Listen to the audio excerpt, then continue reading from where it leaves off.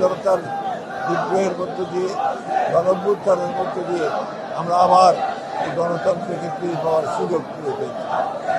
আমরা আশা করব অন্তর্বর্তীকালীন সরকার অতি দ্রুত তারা ন্যূনতম সংস্কারগুলো করে অর্থাৎ যেগুলো নির্বাচনের জন্য প্রয়োজন তারা নির্বাচনের ঘোষণা দেবেন।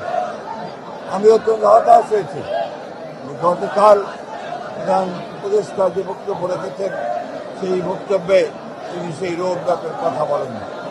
আমরা হতাশ হয়েছি যে তার বক্তব্যের মধ্যে তিনি স্বাধীনতার ঘোষক শেখ প্রেসিডেন্ট জিয়া রহমান বীর মুক্তিযোদ্ধা বীর উত্তমের নাম একবার উচ্চারণ করেন, অথচ এটাই ছিল ইতিহাস।